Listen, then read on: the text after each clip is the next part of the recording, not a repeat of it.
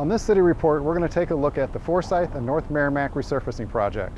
My name is Steve Meyer. I'm civil engineer for the City of Clayton Public Works Department, and I'm managing the Forsyth North Meramec Resurfacing project.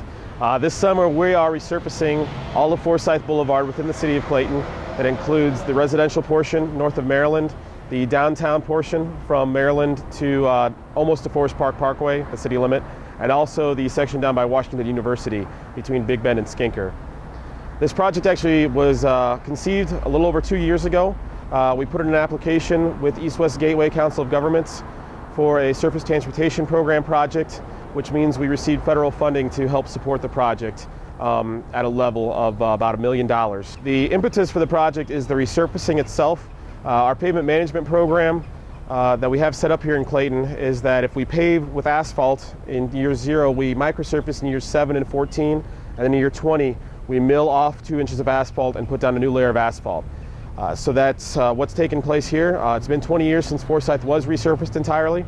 So in 2009, we applied for the grant and we were selected, and then we began the process of planning for the project.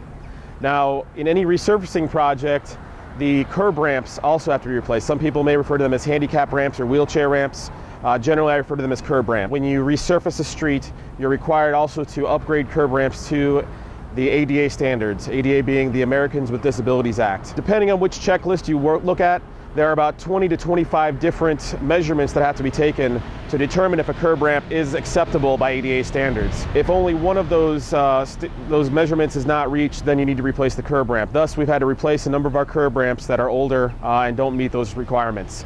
In addition to the curb ramps, we are also replacing our crosswalks that we have here, the textured crosswalks.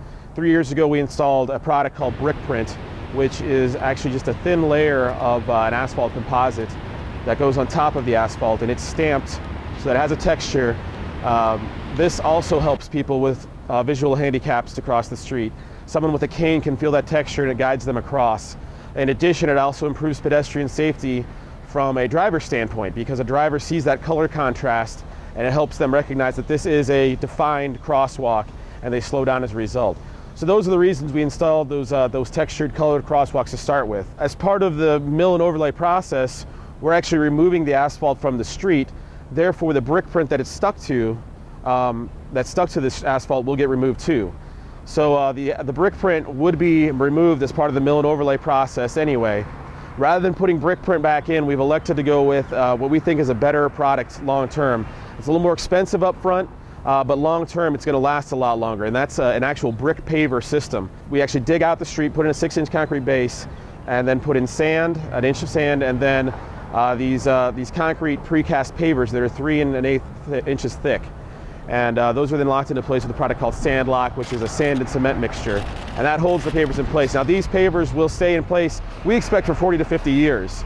So in the future, when we do a mill and overlay project, we'll actually just mill up to the crosswalk, and the crosswalk itself will stay in place. It won't have to be removed in the future the way brick print would. And now we're also starting the mill and overlay process. So over the next few weeks, we'll be milling off 2 inches of asphalt, and then either a few days later or a week later, we'll be paving 2 inches of new asphalt on top of the street. And that new layer of asphalt will last much longer. And then after the overlay, of course, we will restripe the streets too. And that's, in a nutshell, the Forsyth North Meramec Resurfacing project. For more information on this project and others, check out the city's website at www.claytonmo.gov.